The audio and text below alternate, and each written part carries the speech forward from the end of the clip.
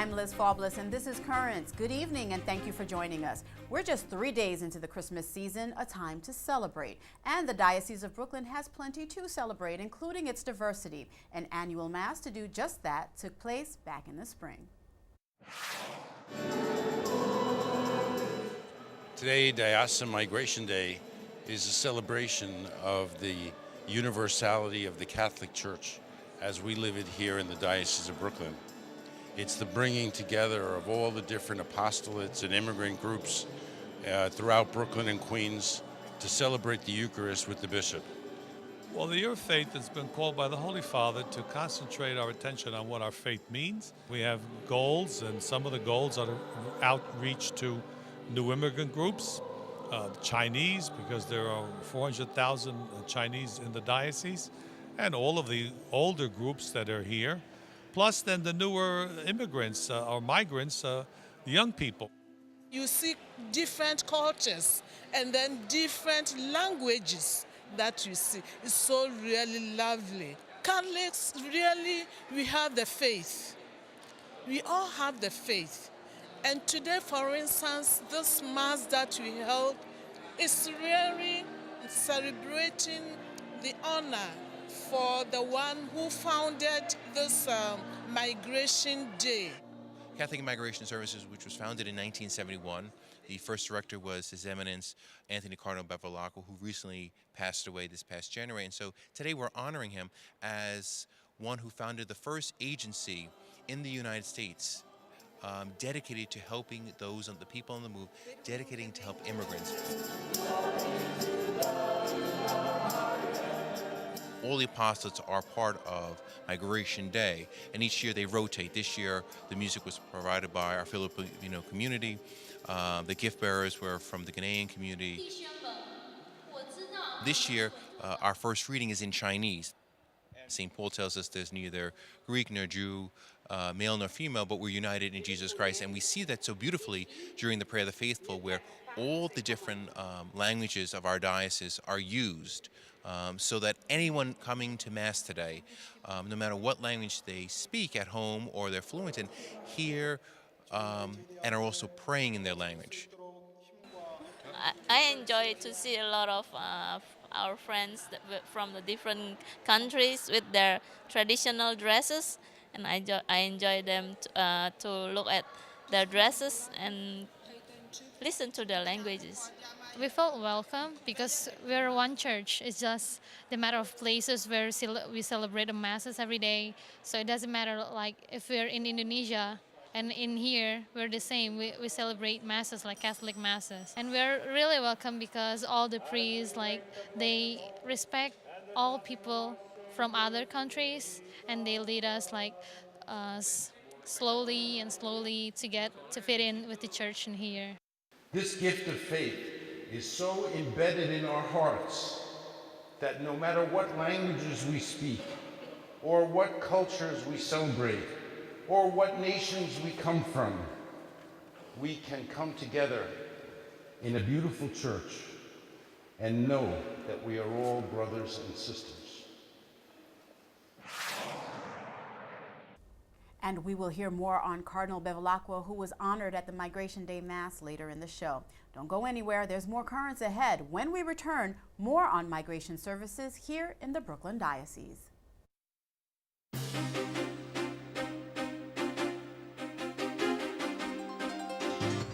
Welcome back to Currents. I'm Liz Faublas. The Christmas season is a time when many relax and get together with family. But for immigrants here in the U.S. who may be a long way from home, it can be difficult. For more on this, I sat down with Father Patrick Keating. He's Executive Director of the Brooklyn Diocese Migration Services, who we saw in our report from the Diocese Migration Mass. I asked Father Keating what help is available for immigrants during the Christmas season. I think one of the main avenues of really helping immigrants during any time of the year, but particularly during, let's say, the Christmas season, when people are mindful of their families that they may be separated from, is really through the work of our apostolates.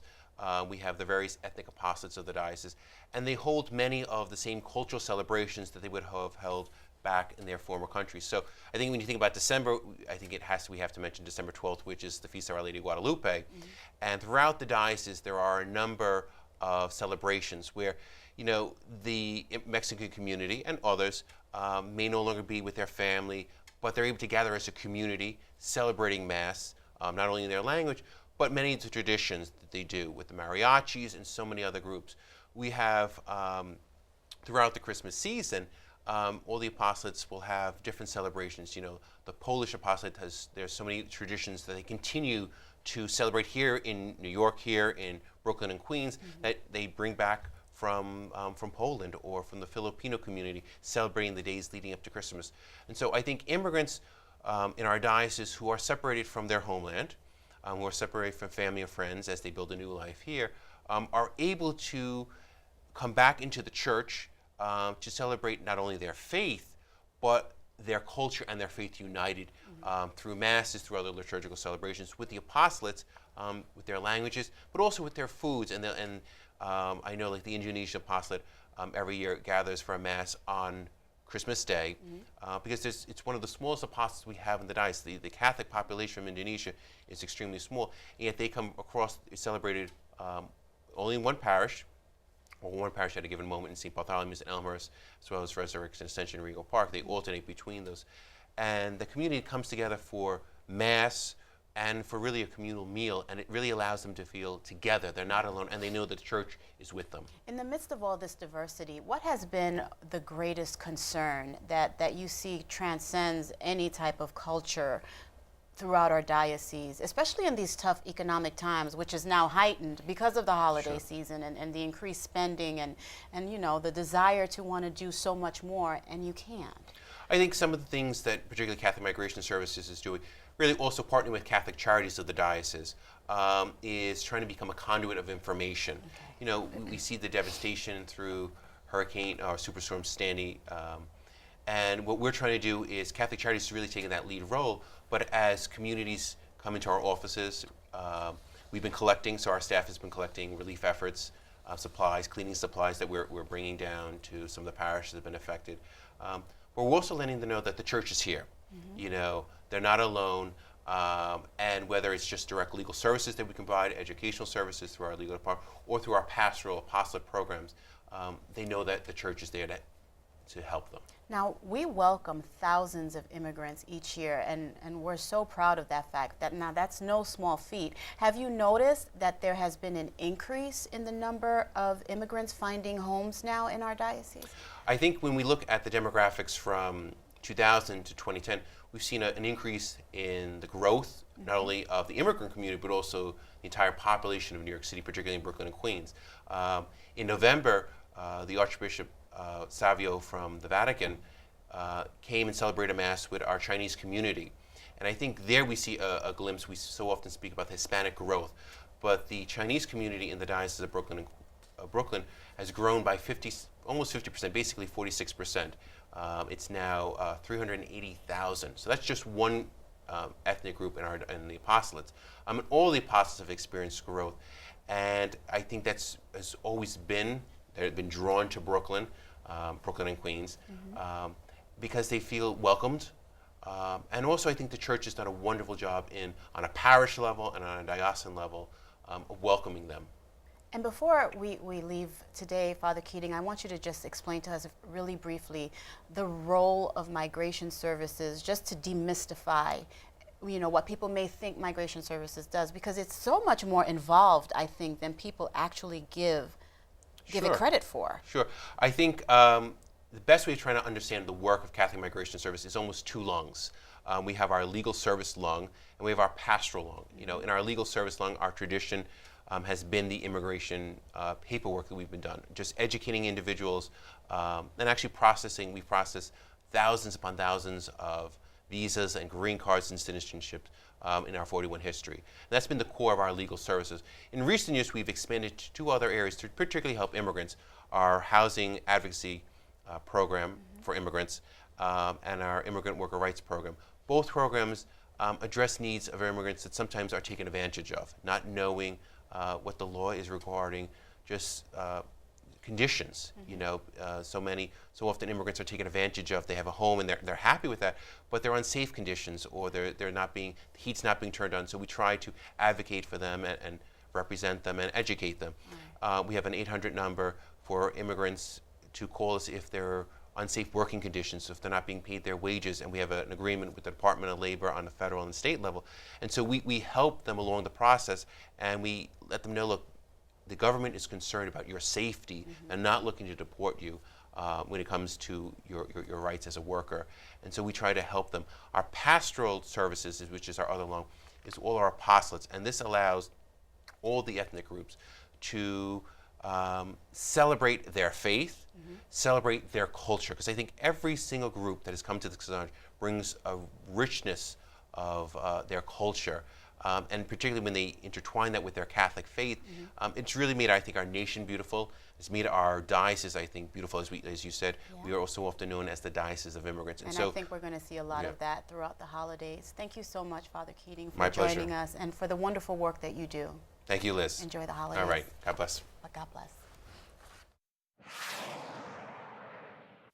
There's more currents ahead. When we return, Father Keating and Catholic Migration Services in action. Welcome back. We heard about the many ways the Brooklyn Diocese Catholic Migration Services assists and serves the city's immigrant communities. Earlier this year, we had the chance to see it in action in Woodside, Queens. So tonight is really, I think, illustrates what this coalition is about, which is both connecting to services that we need, working together collectively to make some change, right? To fight against these things together. Well, we're gathering this evening at the Parish Center of St. Sebastian's and the Catholic Migration Office in conjunction with a number of other nonprofits are really trying to bring people together to assist them, to help them know what their rights are, to help them know what the church can do in terms of what Catholic migration can do, what the church is doing, welcoming the immigrants, trying to assist them, trying to empower them. We're very focused on community organizing, so instead of the traditional sit down between one client and one lawyer at a desk discussing an issue, we bring together a group of people who all have similar issues, and there's a certain power in that collectivization. Well, I think the benefits for individuals can really be transformative. Our immigration services help people to adjust their status, to reunite with family members, to obtain political asylum. Our employment legal services, where we help low-wage immigrant workers to get their earned but unpaid wages. Our housing work, where we help people to live in decent, affordable housing. All of these are really critical services for the communities that we work in. But now, if you have trouble, if you fall behind on a loan and or for whatever reason, you have damaged credit, now we see it harming people even more in more areas of life. More employers, people who are hiring, check your credit when you apply for a job. These folks have been organized and active in fighting for their own rights around housing issues. The organizers of this meeting would like to teach them about other types of campaigns that are going on that might affect them. I think it's incredible, that I not only go to church, but there's also the Catholic Migration Office that could potentially help a lot of people. I came to see if we can be helped to our problem with the landlords, the charge is overcharged.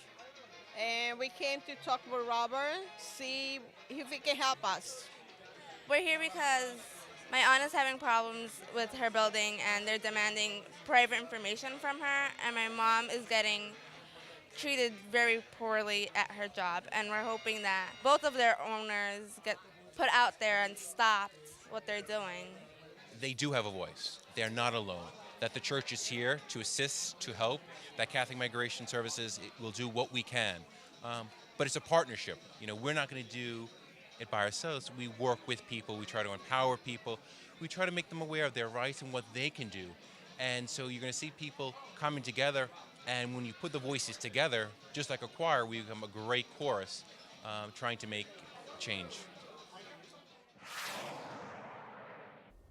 There's much more currents ahead. When we return, a look at the life of the man who started Catholic Migration Services more than 40 years ago. Don't go anywhere. On January 31st of this past year, the Diocese of Brooklyn mourned the loss of one of its own, Cardinal Anthony Bevilacqua. A Brooklyn native, Cardinal Bevilacqua served in the diocese as a priest, educator, and auxiliary bishop before he was eventually called to serve as Philadelphia's archbishop. But he was also known for his work with the diocese's immigrant communities. In 1971, he founded the Catholic Migration Office, now known as Catholic Migration Services. The day after Cardinal Bevilacqua died, our news director, Ed Wilkinson, sat down with a man who knew the Cardinal well, the Brooklyn Diocese Vicar for Migration, Monsignor Ronald Marino. Monsignor Marino, thank you for finding the time to be with us today. I know pleasure. it's a sad day for all of us with the death of Cardinal Bevilacqua. You knew him very well because you worked with him. And what would you say will be the thing that he's most remembered for here in Brooklyn? Well, he obviously is going to be remembered for founding the Catholic Migration Office of the diocese in 1971 and getting it started on its feet, setting the vision for the future of that. It's still here 40 years later. It's still working really hard. The people still remember the spirit. The staff remembers the spirit that he tried to instill in all of us who work there.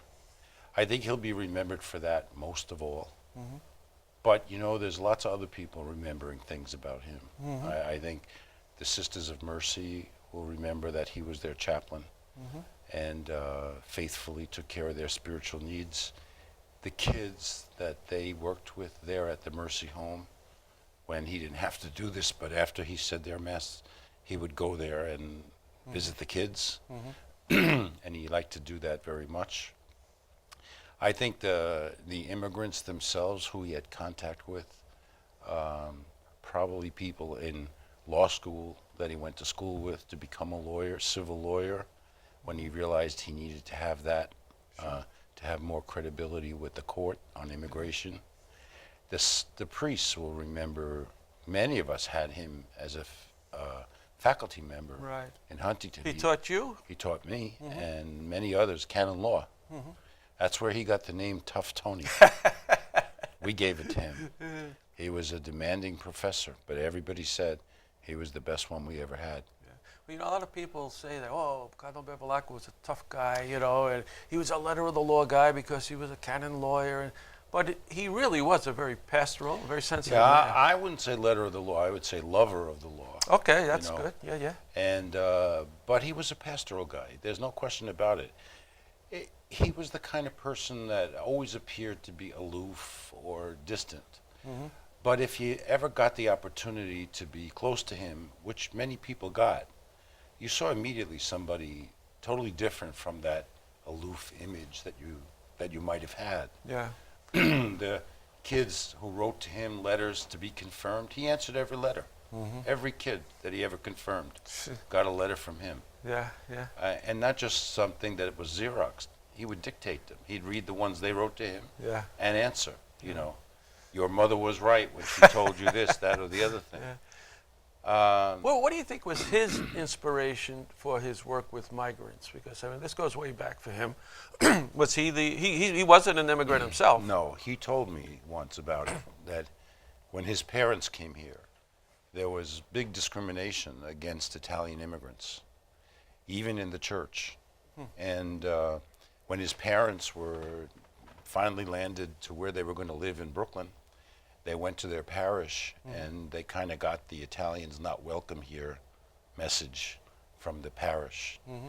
And he said as a boy, he didn't understand that and would never forget it.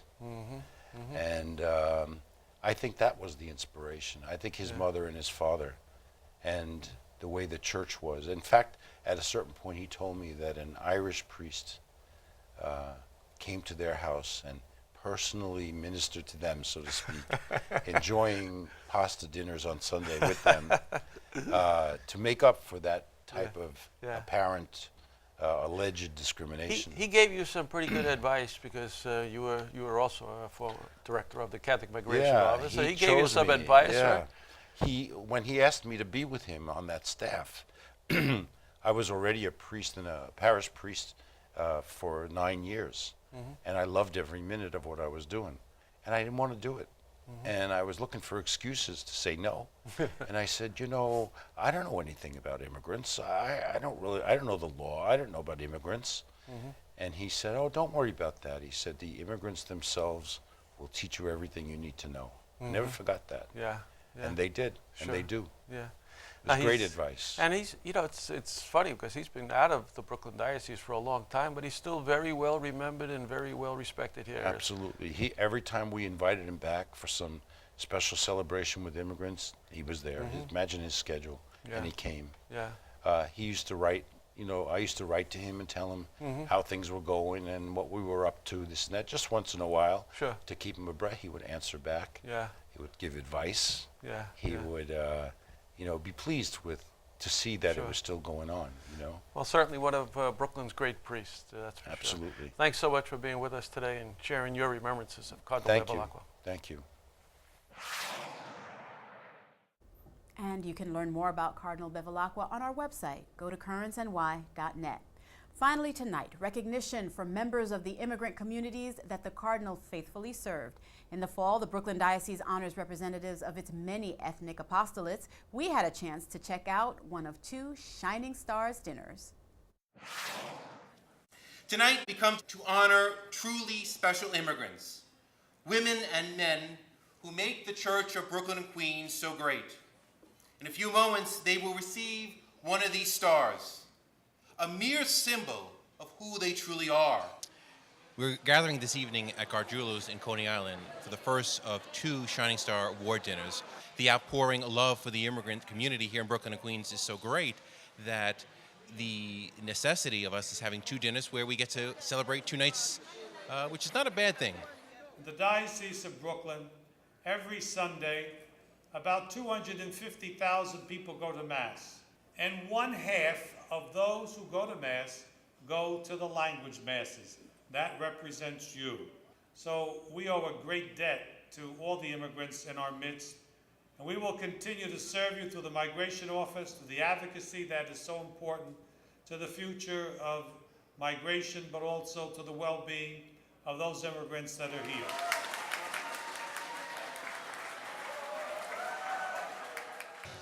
Yeah, I'm really honored. I don't know what to say. I really am overwhelmed right now. Representing Korean community, I just learned a lot of things from these other communities. So, I try to come to a celebration like this, coming to the Migration Mass. As we brought them together, we see the people developing relationships among themselves and strengthening the apostolate, especially then, again, it is an apostolate, it is a spiritual recognition. We want to make sure people are practicing their faith. Really, excited, to be here today. I'm the president of the apostolate. We have our own mass in our own language. So we feel great. We understand our language the way we want to do it. It makes it feel like home away from home. I came from Egypt. I used to go to St. George. It's a Coptic Catholic church as well. Catholic Migration Services did help us. I was there about 7 years ago when my brother-in-law needed the service. But when I visited them, they explained everything to me and everything was so easy and they really helped me with the papers. I think we're uniquely well positioned to provide critical legal services to immigrants and refugees in Brooklyn and Queens because we're the church, because there's an inherent trust. We have a network of 200 parishes in Brooklyn and Queens that we can access to spread the word about immigration benefits, to spread the word about our services, and that really, I think, is something that's unrivaled by other organizations that do good work, but I think we have a real strength in that sense. God of the stranger, God of the immigrant. Today was so special because I'm seeing people from different worlds, but they all came under the name of Jesus Christ, and they all came because they serve the Lord and the community. I feel how much I'm blessed being in the Catholic Church. And that is all for tonight. For all of us here at Currents, I'm Liz Faublas. Thank you for joining us, and have a good night.